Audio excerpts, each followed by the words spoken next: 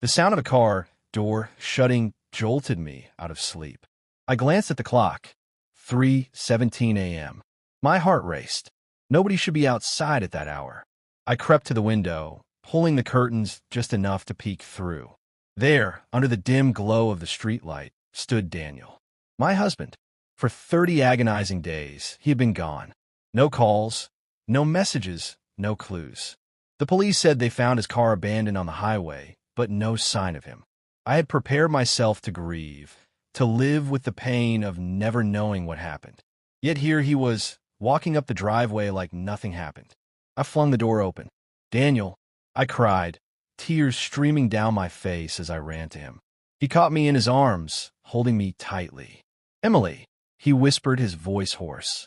"I'm home." I sobbed into his chest, clinging to him as if he might disappear again. When I finally pulled back to look at him, something inside me froze. Daniel was smiling, but it didn't quite reach his eyes. His skin looked paler than I remembered, his beard patchier. There was a faint scar along his jaw that hadn't been there before. "Where have you been?" I asked, my voice trembling. He stroked my hair slowly, almost mechanically. "It's a long story," he said. "I'm tired. Can we just go inside?" I nodded, too overwhelmed to question further. Inside, he sat on the couch while I poured water. He drank it in slow, deliberate sips, never taking his eyes off me. "I missed you," I said, trying to fill the silence.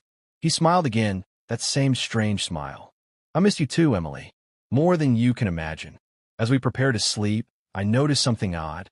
Daniel, who always slept on the left side of the bed, climbed in on the right without hesitation. I brushed it off. Maybe he was just disoriented after whatever ordeal he'd endured. But when I woke up hours later, he was sitting at the edge of the bed, staring out the window. "Can't sleep?" I asked softly. He turned to me slowly, as if my voice startled him.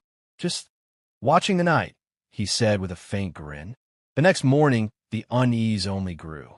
Daniel cooked breakfast, but the way he held the knife made me shiver, too firm, too precise. When he poured coffee, he drank it black. Daniel hated black coffee. "I thought you liked cream?" I asked. He looked at the cup, then at me.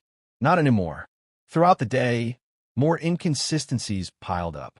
He hummed a tune I had never heard before, one that made my skin crawl. He didn't recognize the neighbor who waved hello. Our dog, Max, growled every time Daniel entered the room, something he had never done before. That night, as I drifted to sleep, I heard Daniel whispering in the dark. The words were soft, almost melodic, but not in any language I knew. My eyes snapped open, heart pounding. Slowly, I reached for my phone on the nightstand and opened the recording app. But when I pressed record, the whispering stopped. The next day, I decided to confront him. "Daniel, I need to know where you were. What happened to you?" He looked at me with an expression I couldn't read. "I told you, Emily. It's a long story. You wouldn't understand." I swallowed hard. "Try me." For a moment, something flickered in his eyes. Fear? Anger? Then it was gone. He reached out and touched my cheek gently. "All that matters is I'm here now." His fingers felt cold against my skin. That night, unable to shake the feeling, I set up the baby monitor camera we had kept from when our son was young. I pointed it toward the bed and left my phone on record. At 2:43 a.m., a sound woke me, soft footsteps. I stayed still, pretending to sleep. Slowly, I reached for my phone to check the live feed. The screen showed Daniel standing over me, his face inches from mine, eyes wide open, lips moving rapidly as if whispering to something unseen. I stifled a scream, clutching the phone so tightly it hurt. Then, as if sensing I was awake, he turned his head sharply toward the camera and smiled. My breath caught in my throat. That wasn't my husband's smile. The next morning should have been a relief, a chance to have a normal breakfast, to ask my husband questions I hadn't dared to the night before. Instead, I woke to silence. Daniel wasn't beside me. The sheets were cold, as if he hadn't been there for hours. I crept through the house. The living room was empty, the kitchen spotless. I finally found him standing barefoot in the backyard, staring at the woods behind our house. His posture was stiff, unnatural, as if he were listening to something far away. "Daniel?" I called. He didn't respond at first. When he finally turned, his smile was too wide, too quick. "Morning, Emily. You've been out here a while," I said. He shrugged. "I like the quiet." I wanted to ask where he had been for those 30 days, but the words stuck in my throat. Instead, I followed him inside. That's when I noticed his clothes. They were the same ones he wore when he vanished. Still clean, no signs of wear, as if they hadn't been through a single day, let alone 30. Over breakfast, he ate with a strange precision. Every bite was slow, deliberate. He chewed exactly the same number of times before swallowing. When I asked him if he wanted toast, he stared at me for a few seconds too long before saying, "Yes, toast." Later, our neighbor Mrs. Green stopped by. She had been part of the search party when Daniel disappeared. "Daniel!" she exclaimed when she saw him, rushing over to hug him. He smiled politely, but didn't hug her back. "Hello, neighbor." She blinked, taken aback. "Neighbor? You've known me for 10 years, dear." Daniel tilted his head. "Yes, of course." He walked away, leaving her standing awkwardly in the doorway. Mrs. Green leaned toward me, whispering, "Emily, something's not right with him." I didn't disagree.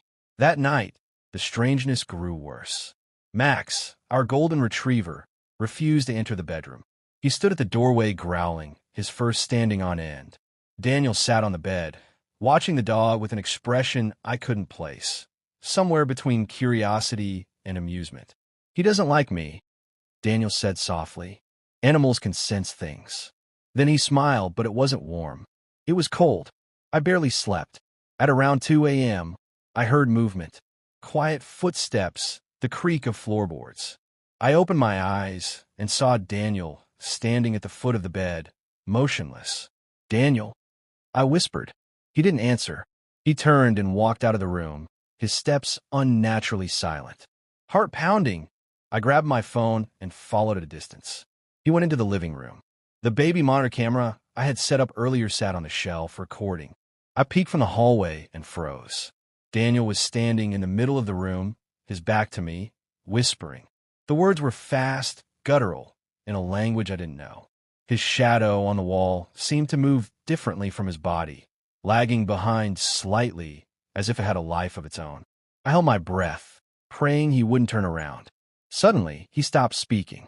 Slowly, his head began to tilt. Not his body, just his head, farther than any human neck should bend. I stumbled backward, a floorboard creaking under my foot. He straightened up instantly and turned toward the hallway. I ducked behind the wall, trembling. Seconds later, he walked past me calmly and went back to the bedroom, as if nothing happened. I didn't follow. I stayed frozen in the hallway, clutching my phone, my breath shallow. When I finally dared to move, I checked the baby monitor footage. The camera had captured everything, except the shadow. On the recording, his shadow never moved at all. That night, I locked the bedroom door. But as I drifted asleep, I heard his voice on the other side whispering, "Why did you lock me out, Emily?" The following morning, I woke to find Daniel already awake, sitting perfectly still at the kitchen table. He wasn't drinking coffee or reading the paper. He was just sitting, his eyes fixed on the window, as if something outside held him captive. "You been up long?" I asked, my voice shaking slightly. His head turned slowly, almost mechanically. "I don't sleep much anymore," he said with a smile that made my stomach tighten. "The night is peaceful." I forced a nervous laugh and began preparing breakfast, avoiding eye contact. Max stayed under the table, refusing to go near Daniel. Every time Daniel glanced at him, the dog whimpered. Later that day, my best friend Hannah came over. She hugged me tightly, relief in her voice. "Emily, I heard. Daniel's back." "Where is he?" "He's resting," I lied. Daniel had stepped out earlier, saying he needed a walk. We sat in the living room, and I finally confessed. "Hannah, something's wrong with him. He looks like Daniel, but he's not the same. He doesn't remember things. He doesn't even act like himself." Hannah frowned. "Emily, trauma changes people. He was missing for a month. Who knows what he went through?" "I know," I said, lowering my voice. "But it's not just that. He hums songs I've never heard. He avoids mirrors. And last night, I saw him whispering to the shadows." Hannah blinked. "The shadows." I nodded. "I recorded it. Watch." I played her the footage from the baby monitor. Daniel stood in the living room, muttering in that guttural voice his head bending unnaturally. Hannah's eyes widened. "Emily, what the hell is that?" Before I could answer, the front door creaked open. Daniel stepped in, his smile sharp. "Ah, we have company."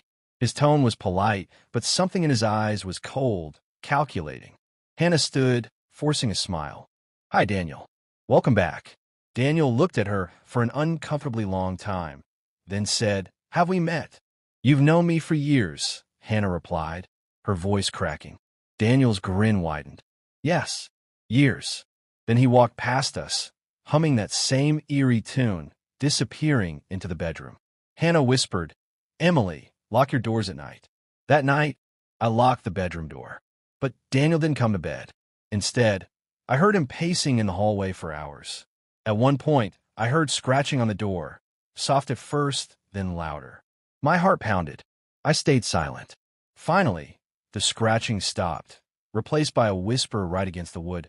"Why do you keep me out, Emily? I'm your husband." I pressed my hand over my mouth, tears streaming down my face.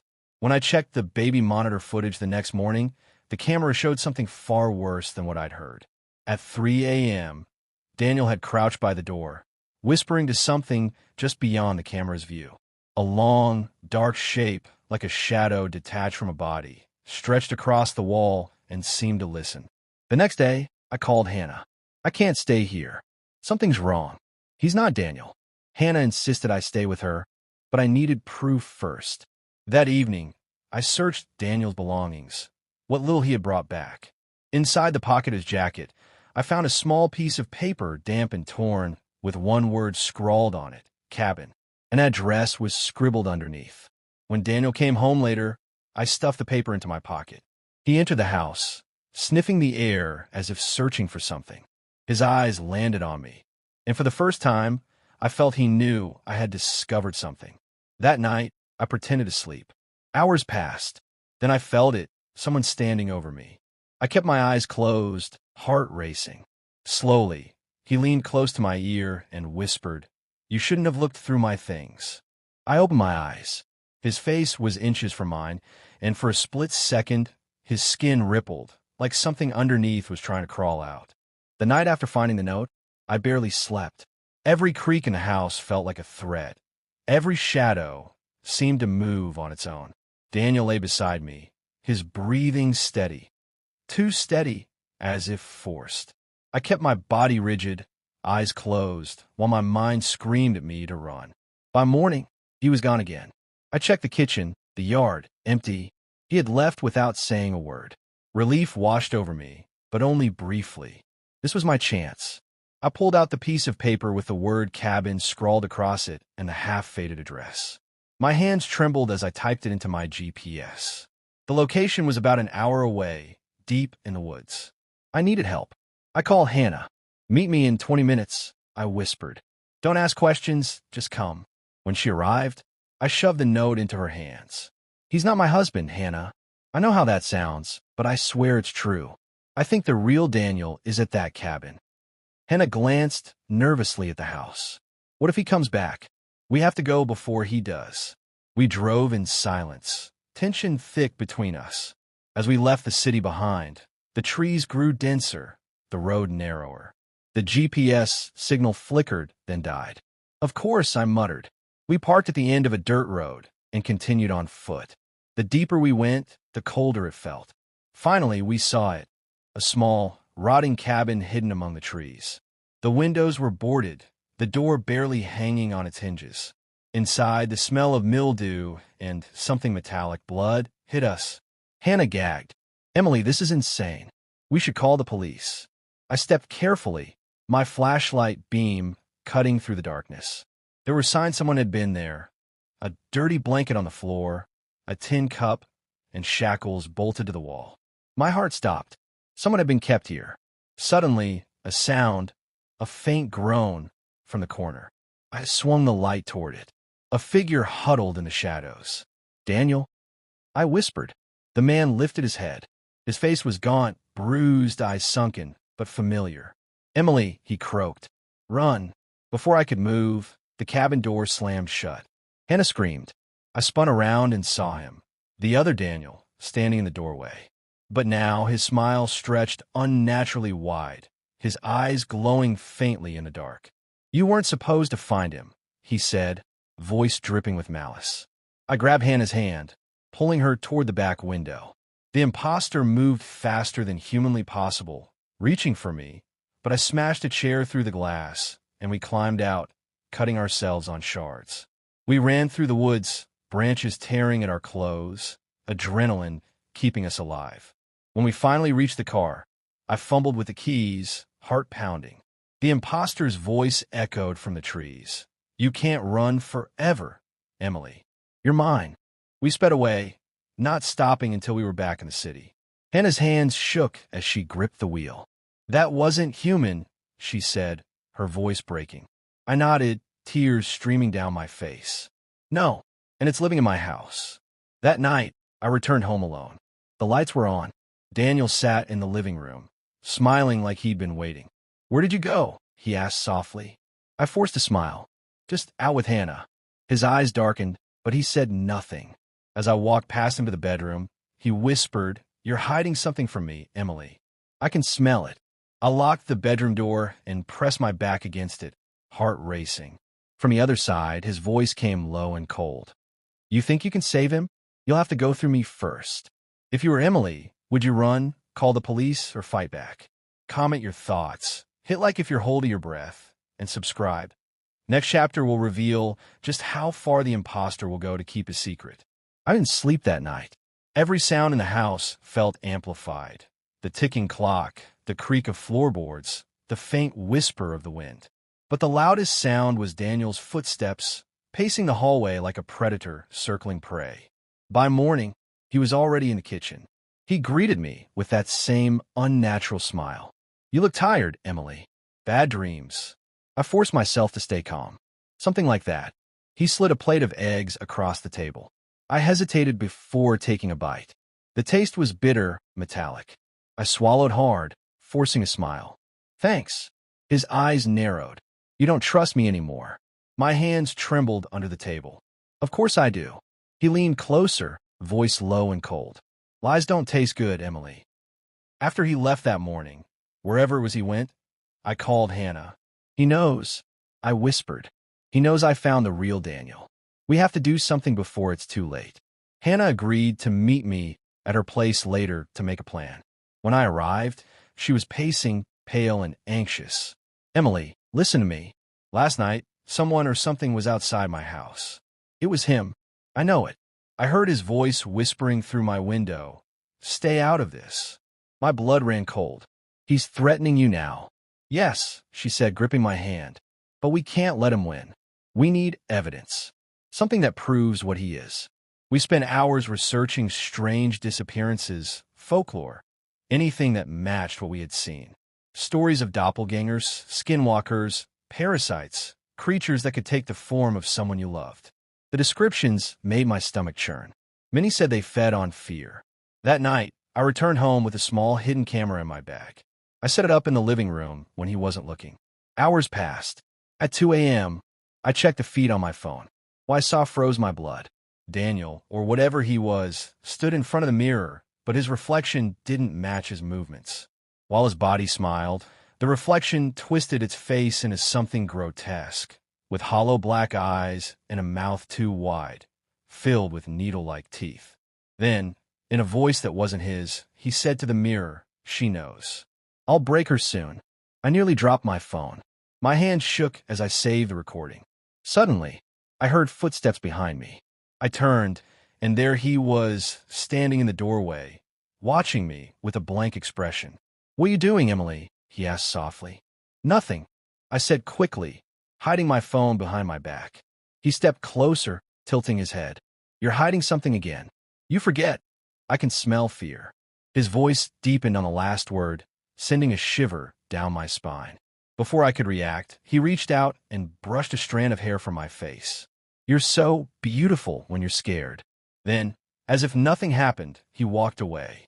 The next day, Hannah called me in a panic. "Emily, I think he followed me. I saw him near my house again. He just stood there, smiling." I called the police, but when they came, there was no sign of him. "He's toying with us," I said, my voice shaking. That evening, I confronted him. Where do you go at night? He smiled. Would you believe me if I told you? Try me, I said, my voice trembling. He leaned close, his breath cold against my cheek. I go where Daniel is. He's screaming for you, Emily. My heart pounded.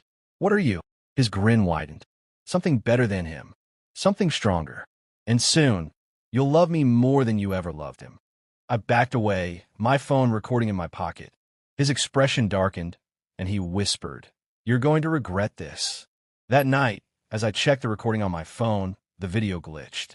A distorted voice came through the speaker, whispering my name over and over until it ended with chilling clarity. Emily, I'm coming for you now. Emily has proof of what's haunting her, but can she survive long enough to use it? What would you do? Fight, run, or call for help? Comment your thoughts. Like this video if the suspense has you hooked, and subscribe. Next chapter will drag you deeper into the nightmare. The morning after the voice in my phone whispered my name, I moved like a ghost through the house. Every sound set me on edge. Every shadow seemed to breathe. Daniel. No, the thing wearing Daniel's face sat calmly at the kitchen table, stirring his coffee with a slow, mechanical motion. You didn't sleep, he said without looking up. I'm fine, I muttered. His lips curved into a smile that didn't reach his eyes. You will be. Soon. I felt my throat tighten. Without saying another word, I grabbed my keys and left.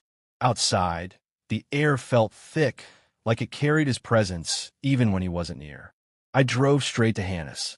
When she opened the door, her face was pale, her eyes red from lack of sleep. Emily, I saw him again, she said. He was standing in my yard at 3 in the morning. I called her name, and he just smiled and walked away. I gripped her hand. We need to get Daniel out of that cabin before it's too late. Hannah nodded, her jaw tight. Then we have to plan this right. He's watching us. Over the next few days, we pretended everything was normal. At home, I acted like the loving wife while secretly gathering supplies, a flashlight, rope, and a small kitchen knife. I kept the camera running at night, hiding the footage in a cloud account. Every morning, he asked questions. Where were you yesterday? Who were you talking to? Once I caught him standing in the hallway at dawn, his head tilted, eyes black as night. The darkness in his pupils seemed to bleed into the whites. When he noticed me watching, he blinked, and they returned to normal. That night, he slipped into bed and whispered, You can't hide your thoughts from me. I smell them, sweet like fear. The next morning, Hannah texted, I have a plan. Tonight. By evening, I forced myself to act casual as the imposter asked, Going out? Yes, I said, forcing a smile. Hannah needs me. She's not doing well. He stared at me for what felt like an eternity, then said, Take care of her. His voice was laced with something darker, something that made my skin crawl. I met Hannah near the edge of the woods. The sun was setting, painting the sky red as we approached the cabin. My heart pounded with every step. The air was heavy, and the trees felt like they were closing in. When we reached the cabin, I pushed the door open slowly. The smell of mildew and blood hit me again. Daniel, I called softly. A weak voice responded. Emily, please. I ran to him. He was shackled to the wall, thinner than before, his skin pale and bruised. Tears filled my eyes. I'm getting you out of here. Hannah worked on the shackles with trembling hands. We need to hurry. But before we could free him, a chilling voice filled the room. I told you, you can't have him. The imposter stood in the doorway, his eyes glowing faintly. His face rippled, his smile stretching impossibly wide. You think you can take what's mine? Hannah screamed as he stepped forward, his movements unnatural, jerky, like a puppet. The shadows in the room seemed to stretch toward him, feeding on his presence. I grabbed the knife and stood between him and Daniel. Stay away, I shouted. He tilted his head, almost amused. You still don't understand what I am. His voice distorted, echoing unnaturally. I don't just wear his face. I own his memories, his love, his soul. And soon, I'll own yours too. The lights flickered violently, and the air turned freezing. Hannah pulled me back, but the imposter moved with inhuman speed, knocking her against the wall. I lunged at him with a knife, but he caught my wrist effortlessly, twisting it until I cried out. You can't kill me with that, he hissed. Using the last of my strength, I kicked him in the chest, buying us a few seconds. Hannah dragged me toward the window, and we both jumped out, cutting ourselves on the glass. We ran into the woods, but I heard his voice behind us, closer with every step. "You can run, Emily, but you'll never be free." We reached the car, breathless and bleeding. As I fumbled with the keys, the imposter appeared behind the vehicle, smiling inhumanly. The engine roared to life, but his voice echoed through the night. "You have until tomorrow. Then you're mine." Emily found her real husband, but can she save him before the imposter takes everything? What would you do? Fight the entity or burn it all down? Comment your thoughts. Like this video if the suspense has you hooked, and subscribe. The next chapter will take the horror to a new level. The drive back to the city was a blur. Hannah's knuckles were white on the steering wheel, and my hands shook so violently I had to press them against my thighs. Every time I glanced in the rearview mirror, I expected to see him running behind us, his inhuman smile cutting through the night. But the road was empty. When we reached Hannah's apartment, she locked every door and window. "We can't stay here long," she said, her voice trembling. "He'll find us." I nodded, still catching my breath. Daniel, my real Daniel, was slumped in the back seat of the car, barely conscious. We carried him inside and laid him on the couch. He looked at me with sunken eyes. "Emily, it's not safe here." I knelt beside him. "What is it? What is that thing?" He coughed, struggling to speak. "It's called a shade, a parasite that wears human skin. It feeds on fear and love. It chose me because of you." Hannah paced. "A shade? Like a demon?" Daniel nodded weakly. "Yes. When it takes someone, it copies them perfectly, but it needs to keep the original alive. It drains them slowly." My heart pounded. "How do we stop it?" His eyes filled with pain. "You have to destroy its vessel before it completely bonds with me. If it finishes, killing it will kill me too." Before I could respond, the lights flickered. A cold breeze swept through the apartment, even though every window was shut. Hannah froze. "Emily." I turned toward the hallway. Shadows were creeping along the walls, stretching unnaturally, moving like living things. Then a voice, low and mocking, filled the room. "You think you can hide from me?" The shadows formed a shape, tall, distorted, before snapping back to normal as the front door burst open. He walked in, wearing Daniel's face, but his eyes glowed faintly red. Hannah grabbed a kitchen knife. "Stay back," she screamed. The imposter tilted his head, grinning. "How cute. You think it will stop me?" With a flick of his hand, the shadows surged, knocking the knife away. Hannah was thrown against the wall with a force that stole her breath. I stepped in front of Daniel, my heart pounding. "Leave us alone." He walked closer, the lights flickering with every step. "You don't understand, Emily. I'm not here to hurt you. I'm here to love you better than he ever could." "Stay away from me," I said through clenched teeth. He smiled wider, revealing a glimpse of something sharp behind his human teeth. "You're already mine. Why fight it?" Summoning every ounce of courage, I grabbed a bottle of holy water Hannah had brought from her church, just in case.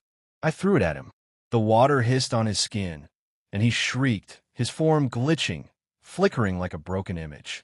"You'll regret that," he snarled, his voice no longer fully human. With a roar, he vanished into the shadows, leaving the room cold and silent. Daniel gasped. "You weakened him, but not for long. You need to finish this." I held his hand tightly. "Tell me how." He took a shuddering breath. "Burn the vessel he's using. Fire is the only thing that can separate him from me." Hannah rubbed her head where she hit the wall. "Then we burn him alive." Daniel shook his head. "You have to lure him back to the cabin. That's where he's strongest and weakest." As we prepared to leave, the lights flickered again. This time, the imposter's voice came from everywhere at once, dark and echoing. "Go on. Run to the cabin. I'll be waiting." The room plunged into darkness. When the lights came back, he was standing inches away from me, smiling as shadows wrapped around my throat. Emily has to face the entity in its lair to save her husband. But can she survive the final confrontation? Comment what you think she should do. Like this video if you're holding your breath, and subscribe. Next chapter will bring the horror to its peak. The shadows wrapped around my throat like icy ropes, tightening until spots danced before my eyes. I clawed at the air, gasping. Hannah screamed and lunged at me, swinging the broken leg of a chair. The shadows recoiled, retreating just enough for me to fall to the floor, choking. The imposter's laugh filled the room, low, distorted, echoing from everywhere at once. "You think you can hurt me with wood?" he mocked. Then, as suddenly as it began, the shadows released me. He stepped back, smirking. "Run to the cabin, Emily. I'll be waiting with him." In the next blink, he melted into the darkness, leaving only the faint smell of smoke. Daniel groaned on the couch. "He's playing with us. He wants you to come." I rubbed my bruised neck, trembling. "Then we go. Tonight." Hannah nodded, grabbing her keys. "We'll finish this." We left just after midnight, Daniel barely conscious in the back seat. The road was empty, the trees lining the highway like silent witnesses. Every few miles, the headlights flickered, and I felt something following us, moving just out of sight. Halfway to the cabin, the car jerked violently. Hannah swerved, nearly crashing into a ditch. "What the?" she shouted, slamming on the brakes. Smoke poured from the hood. The car died, leaving us stranded in the middle of nowhere. Before we could react, the radio crackled to life. A voice, his voice, slithered through the static. "Almost there, Emily. Don't disappoint me." Hannah cursed under her breath. "We'll have to walk." We grabbed what we could, flashlights, a can of gasoline, and matches. The woods loomed like a black wall, swallowing the moonlight. As we walked, the air grew colder, the trees twisted unnaturally. Shadows slithered across the ground, moving against the light. Daniel stirred, whispering, "He's older than you think, older than the forest. He chooses lovers, feeds on them. I was chosen because of you. He wants you, Emily." My heart pounded. "Then he can have me, if it means saving you." A guttural growl echoed through the trees. Hannah gripped my arm. "He's close." Suddenly, something darted between the trees, too fast to see clearly. The shadows rose, forming grotesque shapes with clawed hands and hollow eyes. Hannah swung the flashlight, and the shadows shrieked, retreating slightly. We ran, stumbling through the undergrowth, until the cabin appeared ahead like a dark scar in the woods. The door was open, light flickering inside. We entered cautiously. The smell of burnt wood and decay filled the air. The imposter stood in the center of the room, waiting, his face smiling, but his eyes glowing like embers. "You came," he purred. "How sweet." Hannah stepped forward, clutching the gasoline. "We'll burn you to ash." He laughed, the sound splitting into multiple voices. "You think fire will save you? It will only make me stronger if you hesitate." I held the matches, my hands trembling. "Let him go. Let Daniel go." The imposter tilted his head. "Trade me your love, and I'll release him. Stay with me forever, and I'll let him live." "No," I said, voice shaking but firm. His smile widened. "Then watch him die." The shadows surged, wrapping around Daniel's body, lifting him into the air. He screamed, his voice weak but filled with pain. Hannah poured gasoline around the room, the fumes sharp in the air. "Emily now." I struck a match, the flames shaking in my hand. The imposter's smile faltered for the first time. "Do you have the courage?" he hissed. With a scream, I threw the match. Flames erupted, devouring the walls. The imposter howled, his form flickering between Daniel's face and something monstrous, skin tearing, black veins spreading. But before the fire could consume him, he lunged, grabbing me and dragging me into the shadows. The world twisted, and suddenly I was in a dark void, the cabin's fire only a faint glow in the distance.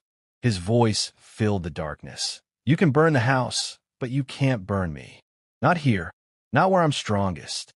The shadows closed around me, and his true form loomed over me, towering, skeletal, with hollow eyes and teeth like knives. "Choose, Emily," he growled. "Stay with me, or watch him burn." Emily is trapped in the entity's realm, facing an impossible choice. What would you do? Sacrifice yourself or destroy the creature at any cost? Comment your thoughts, like this video if the suspense chills you, and subscribe. Next chapter will bring the nightmare to its breaking point. The darkness around me pulsed like a living thing.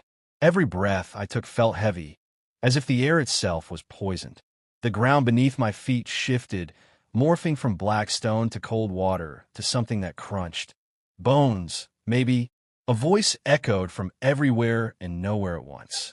"Welcome to my home, Emily." I turned in circles, trying to find the source, but there was only endless shadow. Suddenly, the ground lit up with faint blue light, revealing the imposter, or rather, its true form. It no longer wore Daniel's face. Its body was tall and skeletal, its limbs impossibly long, its skin like ash stretched over bones. Its hollow eyes glowed faintly, and its mouth was filled with jagged teeth. "You've seen the truth," it hissed, circling me like a predator. "Now you know what he could never be. I'm stronger, eternal. Why cling to a fragile human when you can have me?" I backed away, my hands trembling. "You're not love. You're a parasite." The creature chuckled, the sound sharp and cold. "Parasite? No, I am the purest love, because I take everything. No boundaries, no limits." It raised its clawed hand, and the darkness around me shifted, forming illusions. I saw Daniel, our wedding day, the two of us dancing under the stars. But then the image twisted. Daniel's smile stretched unnaturally, his skin cracking as the creature's voice replaced his. "He is weak." He begged me to spare him. I cover my ears. "No, you're lying." The entity's laugh grew louder. "I can show you." In an instant, the darkness shifted again, and I saw the cabin burning in the real world.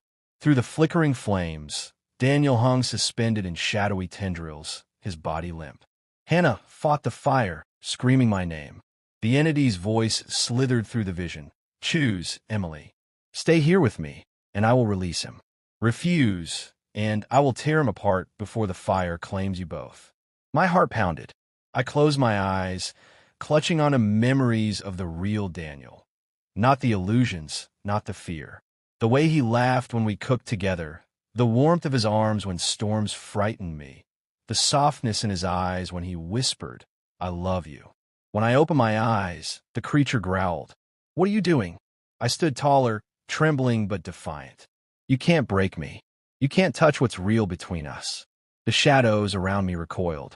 The blue light flickered violently. The entity lunged, but this time I didn't run. I grabbed a shard of burning wood that appeared in my hand, an echo from the real world, and drove it into its chest. The creature screamed, its voice shaking the realm. The ground cracked, and light burst through the darkness. "You can't kill me here," it roared. "Then I'll take you with me," I shouted, twisting the burning shard deeper.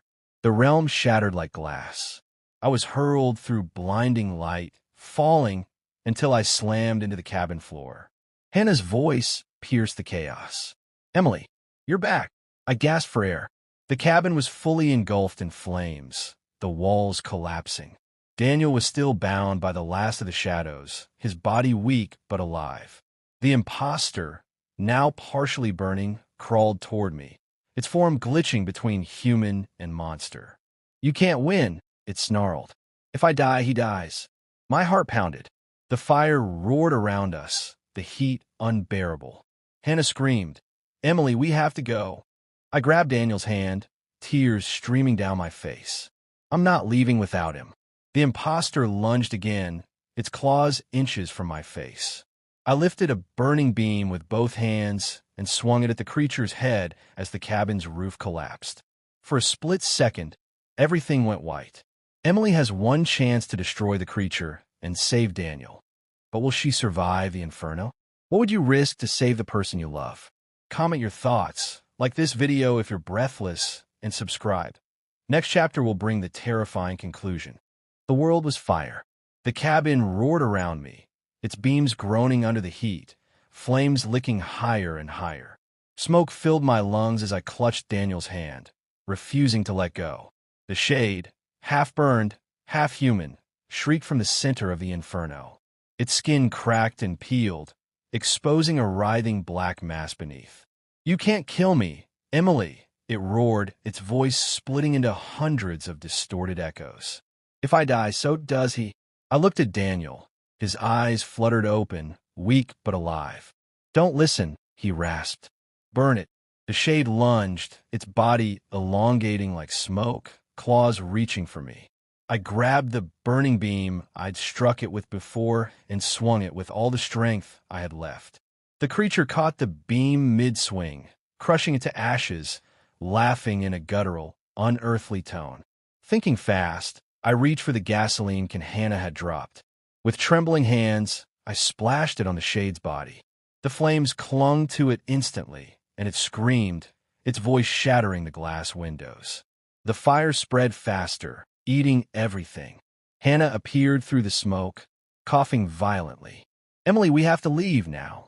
I can't, I shouted. Daniel still bound. She tossed me a broken piece of metal, sharp enough to cut the shadowy tendrils holding him. I hacked at them, each strike burning my hands as black ichor splattered across the floor. Finally, the last tendril snapped, and Daniel fell into my arms. The shade thrashed wildly, its form flickering between the human face it wore and its monstrous true self. You think you've won? It hissed. I will always find you. Always. No, I said, voice steady despite the terror. You're not taking him from me. I dragged Daniel toward the door while Hannah smashed a window open for us to escape. The shade lunged one last time, its claws catching my leg, dragging me backward. I grabbed the lighter from my pocket and flicked it on. For a moment, its glow was the only light between us. This ends now, I whispered, throwing it into the pool of gasoline at our feet. The explosion was deafening. Flames engulfed the room, swallowing the shade whole. Its scream was inhuman, so loud it seemed to pierce the sky itself. I felt its grip loosen, then vanish completely as the fire consumed it. Hannah pulled me through the broken window, Daniel in my arms. We tumbled to the ground just as the cabin collapsed behind us in a storm of fire and ash. Hours later, the three of us sat on the hood of Hannah's car, watching the flames die in the distance. Daniel leaned weakly against me, his body trembling but alive. It's over, he whispered. I held him tighter. Yes, it's over. But as we drove back, I couldn't shake the feeling that something was still watching us. Weeks passed. Daniel recovered slowly, and we returned to our home, try to rebuild our lives. Hannah checked on us daily, her eyes always scanning the shadows. For a while, everything seemed normal, until one night, as I tucked Daniel into bed, I heard humming. A low, soft tune. My heart froze. Daniel, I asked, forcing a smile, where did you hear that song? He looked at me, his expression unreadable. What song? The humming stopped. The room was silent. But as I turned off the light, I swore I saw his shadow on the wall, smiling. Emily stands at the doorway, staring at the shadow that shouldn't be moving, her breath caught in her throat. Daniel sleeps peacefully, or at least he appears to. The shadow tilts its head toward her, and in a whisper only she can hear, it says, Did you really think I'd leave? Emily burned the cabin and destroyed the creature. Or did she? Do you think the shade is truly gone? Or is it still lurking inside Daniel? Comment your theories. Like this video if the ending sent chills down your spine. And subscribe. More terrifying stories are coming your way.